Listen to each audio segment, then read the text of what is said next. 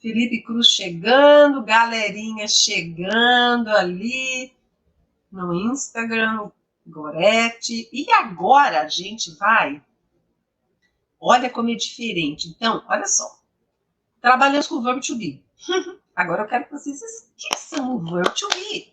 Quando vocês forem fazer pergunta com presente simples, usando os auxiliares do and does, e o passado simples, usando o auxiliar did, vocês têm que esquecer o verbo to be. Vocês não podem carregar o verbo to be com vocês, porque vai dar ruim, ok?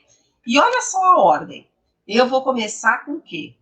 Pergunta de informação, information question, eu começo com o quê? WH, né? Ok? Where, when, why, what, né? E depois, lembra, para fazer perguntas no inglês eu preciso de um verbo auxiliar. Qual é a função do verbo auxiliar? Me falar qual é o tempo verbal dessa sentença, tá? Então, se for do ou does, eu já sei que é presente. Se for did, é passado, certo? Presente simples ou passado simples. Por que é simples? O nome já diz, a estrutura é muito simples, tá bom? Então, comecei com o meu WH, aí eu vou para o meu verbo auxiliar, auxiliary verb, né? O azinho aqui. Depois eu vou para o sujeito, subject. E aí, eu vou para um verbo, que é o verbo principal, porque lembra que esse do, does e did não tem função nenhuma quando a gente traduz para o português, a gente não traduz, certo? Porque só está ali para me dizer o tempo verbal. Aí eu tenho um verbo principal, e esse verbo principal tem que estar no infinitivo sem o to.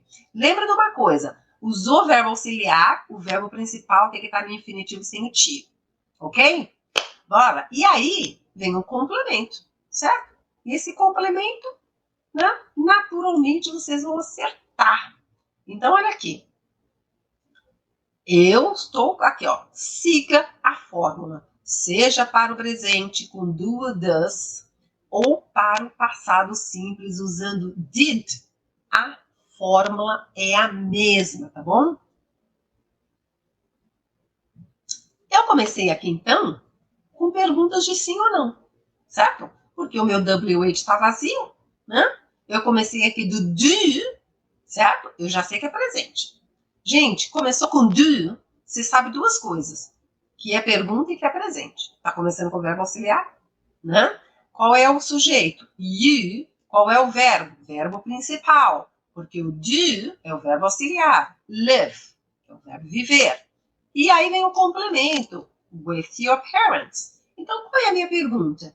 Do you live with your parents? Do you live with your parents? É uma pergunta de quê? Yes or no. O que acontece com a entonação? Sobe, né? Do you live with your parents? No final ela sobe. It goes up at the end. Do you live with your parents? Ok? Próxima pergunta. Vamos lá. Verbo auxiliar. Does. Começou com does. Já sei que é o quê? Já sei três coisas agora. Começou com does. Eu já sei que é presente simples. Eu já sei que é pergunta. Sei que é pergunta de yes ou no. E outra coisa, eu sei que é uma pergunta para um sujeito que é a terceira pessoa do singular.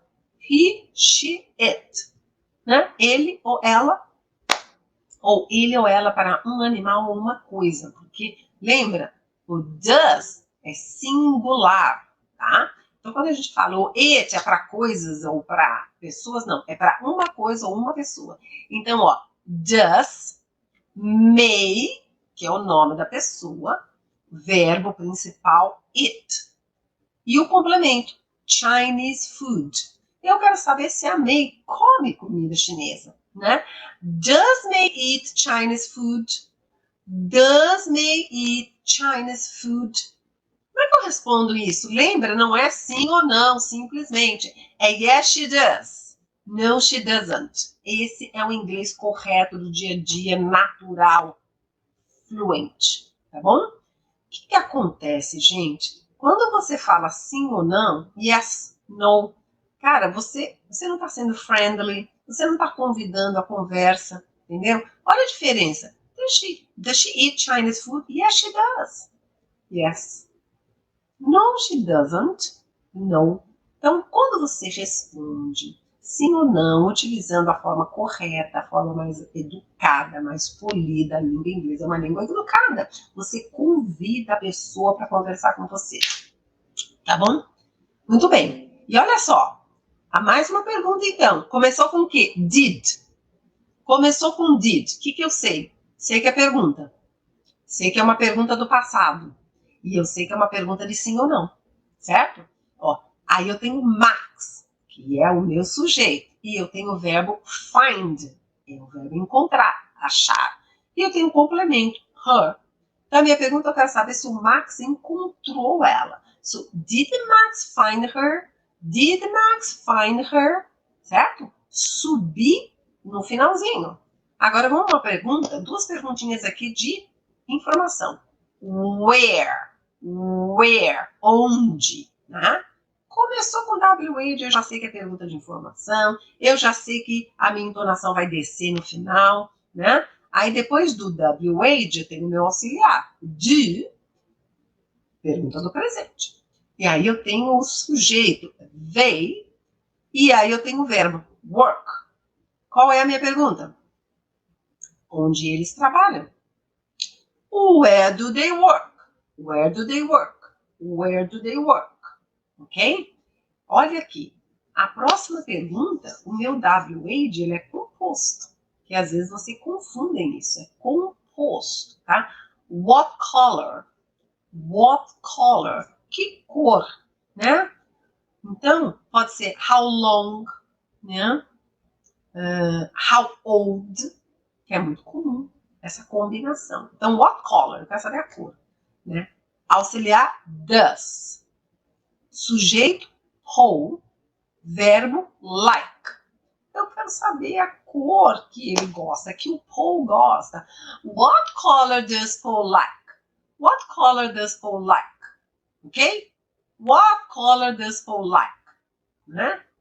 Information question, the intonation falls at the end.